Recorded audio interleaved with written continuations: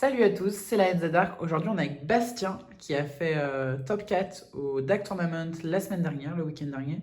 Alors, est-ce que tu peux nous dire un petit peu ce que tu jouais? Euh, Bonjour. Je jouais Voiceless Voice. Avec une liste très très simple, on va passer tout de suite T'es à la tombé liste. sur quel match-up par exemple? J'ai beaucoup affronté Azamina, Snake Eye, Finn Smith. J'en ai fait 3, 2 Tempai, un Mimighoul au premier round. C'était assez rigolo. Et Runic, c'était tout. Ok, Voilà. d'accord. Bon, on va C'est passer ce à peu près à quoi je m'attendais, quoi, finalement. Alors, qu'est-ce que tu joues? Pour tout ce qui est Voiceless, c'est à peu près classique, hein. 3 lots. 3 Divine Race plus le Trias. Ça c'est assez normal. 3 magies continues. L'autre magie continue, bénédiction, rayonnement, trappe. Ça c'est. Tout le monde joue comme ça, donc il n'y a pas trop d'explications, c'est les ratios corrects. Pour les monstres rituels, j'ai 2 Schools et 2 Soravis. Alors avant, je jouais le monstre pendule en main deck contre le match-up Tempai, mais là j'ai décidé de le passer en side. Parce que je suis parti du principe que j'affronterais en début de format moins de Tempai, que les gens allaient s'essayer justement au nouveau deck, Azamina, etc. Voir ce que ça donnait. Donc Soravis pour moi était le plus fort contre ces decks-là. C'est pour ça que je suis passé là-dessus pour le coup. Puis ensuite, deux de chaque parce que il en faut deux pour pouvoir le split du deck avec Ok. la Et magie rituelle. pourquoi tu joues deux Soravis du coup? Pour la même raison.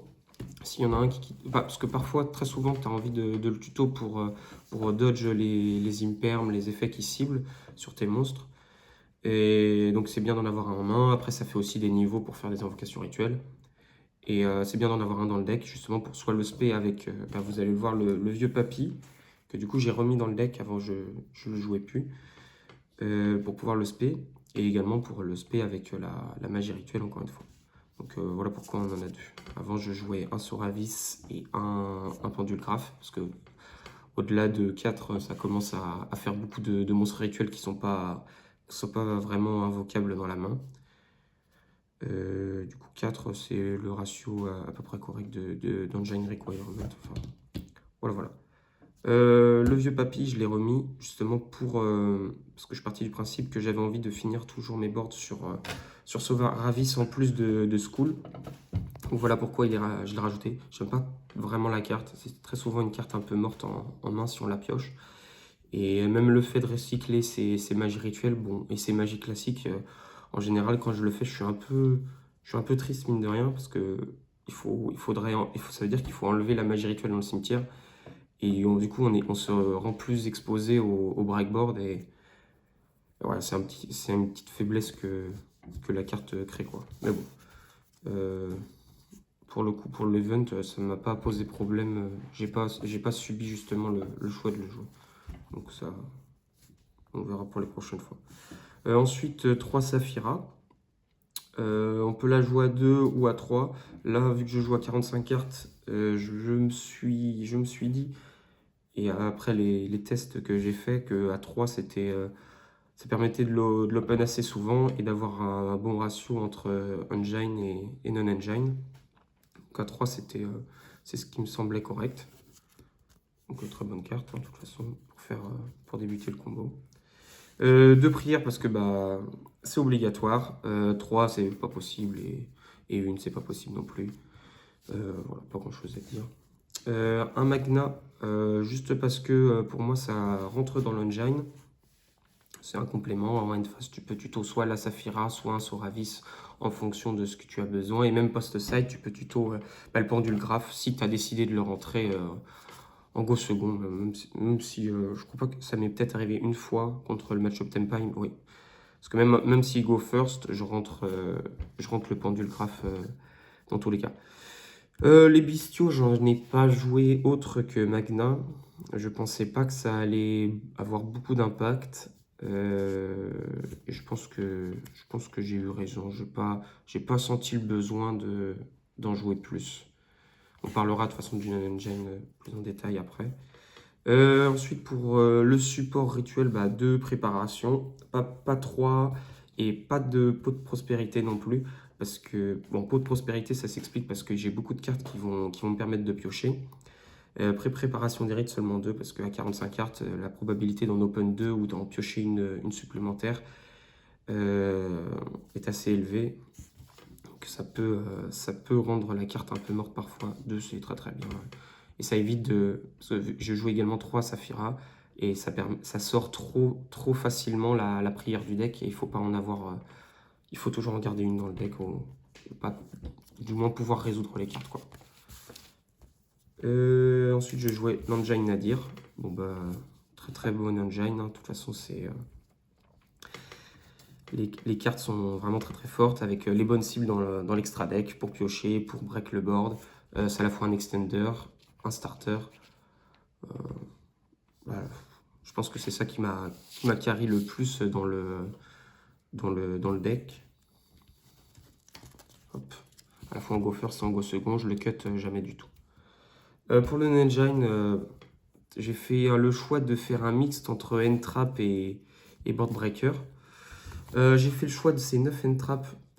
Bon, celle-là, il n'y a pas besoin d'expliquer grossir beaucoup plus. Et celle-là, c'était vraiment pour contrer Azamina, contre Déception et même contre les boards en breakboard. Ça pouvait être très intéressant contre IP et SP. T'as trouvé qu'elle a été intéressante, Hog, dans les matchs sur lesquels t'es tombé? Ouais, clairement. Sauf contre Tempai réellement, parce que dans sous Shifter, la carte n'est pas vivante. Mais ouais, contre Snake Eye, contre Azamina, c'était très très bien. J'ai bien aimé.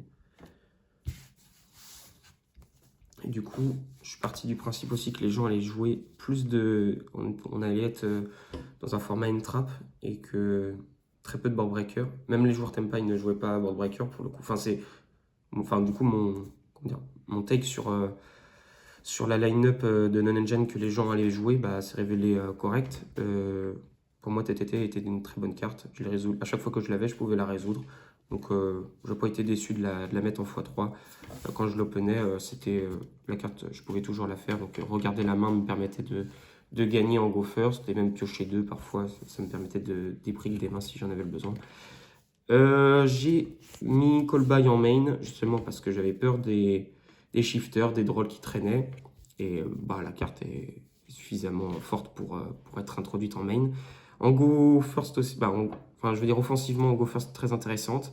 Ça va chercher à peu près n'importe quoi en fonction de l'état du game state. Si j'ai besoin d'interrompre fortement quelqu'un, je peux toujours la flip et entre guillemets presque gagner avec la carte si c'est bien timé. Et après, dernière carte que j'ai fait le choix de mettre, c'était Super Poly. Bon, j'ai les cibles à Super Poly dans l'extra. Et en fait, ce que j'ai remarqué, c'était le N-board d'Azamina prenait vachement Super Poly, même avec Désiré, etc.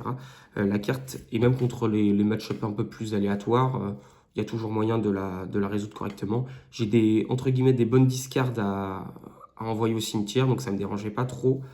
Là où Droplet n'est pas un choix convenable dans le deck, car c'est compliqué d'avoir des free cost et commencer à défausser 2-3 cartes à chaque fois. Enfin, pour activer Droplet, c'est rarement intéressant. Là où défausser une carte pour Super Poly, ça devient...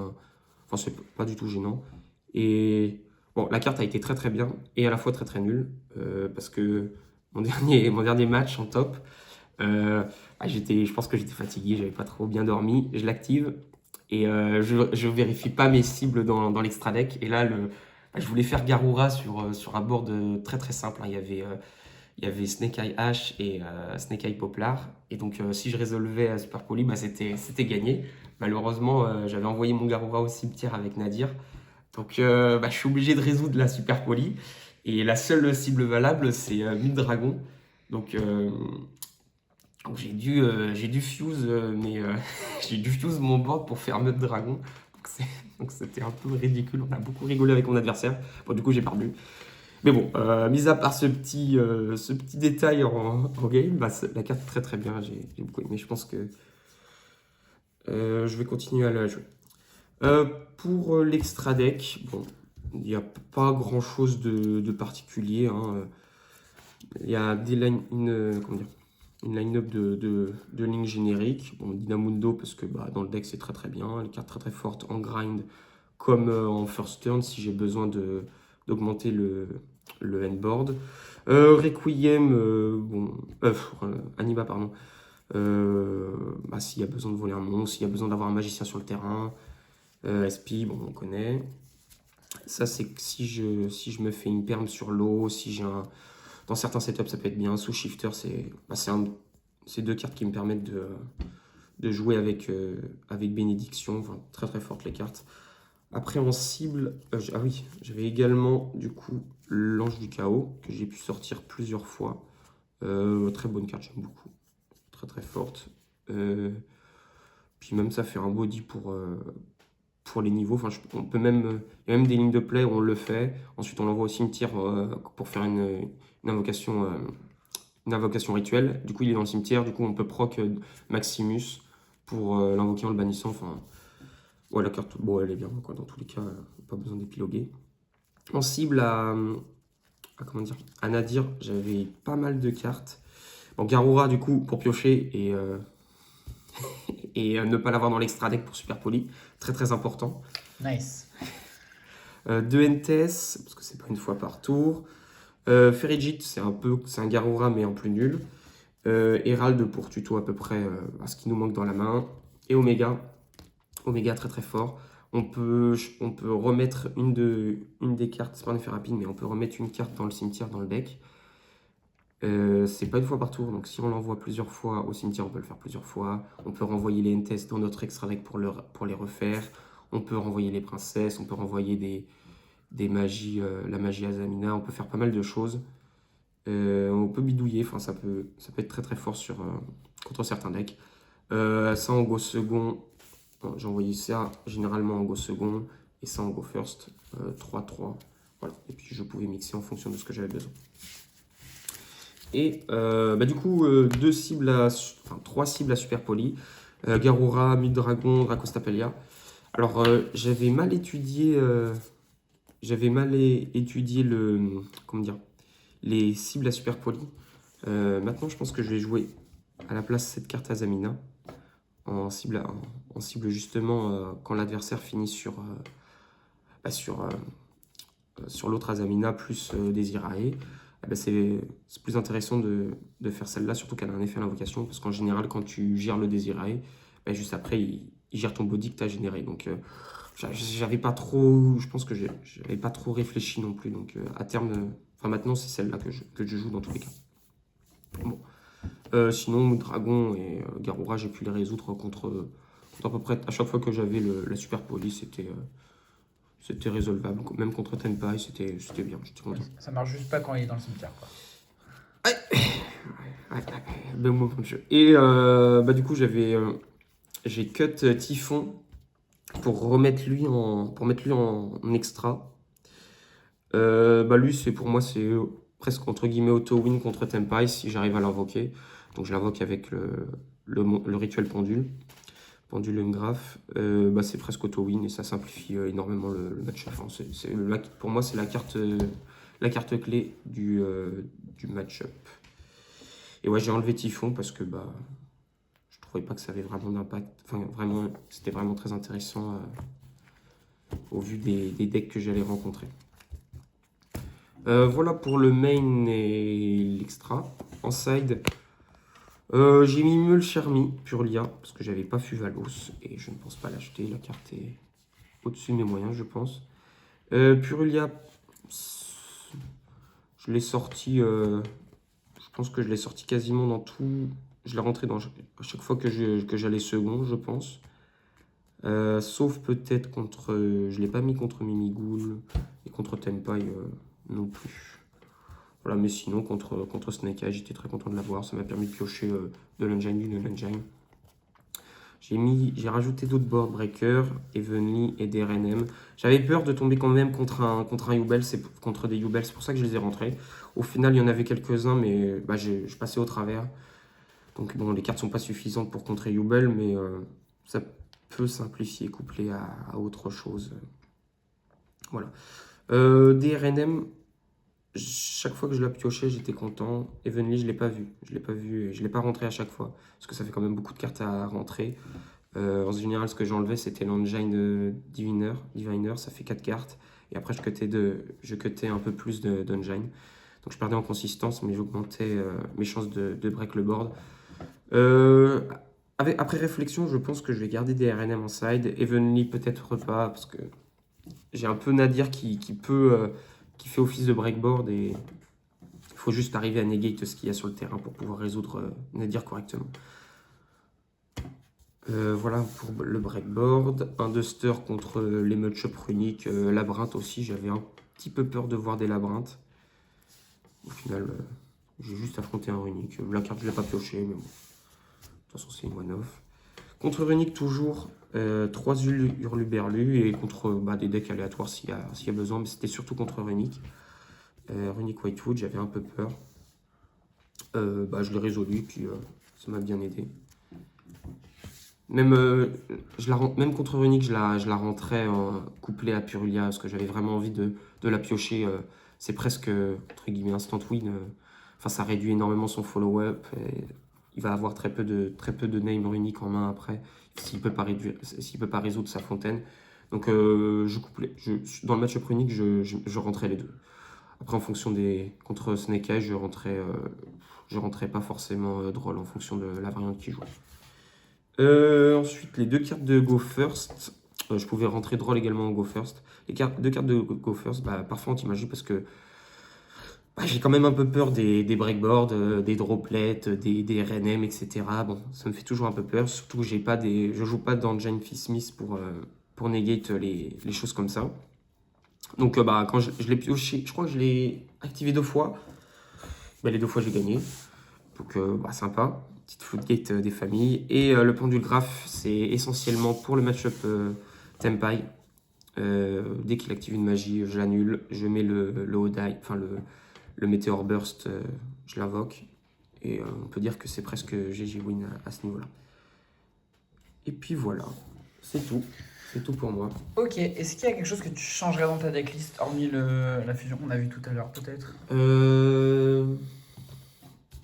Magna, je pense que je l'avais en main et à chaque fois que je l'activais, j'étais peut-être pas un peu déçu, mais je me disais, il n'y a pas vraiment de très très bonnes cibles sur les bestiaux. Peut-être rentrer des Didi Crow à la rigueur. On verra comment le format évolue, mais je pense que la carte, j'aurais pu la jouer. Le seul problème, c'est qu'elle n'a pas vraiment de niveau pour faire des invocations rituelles.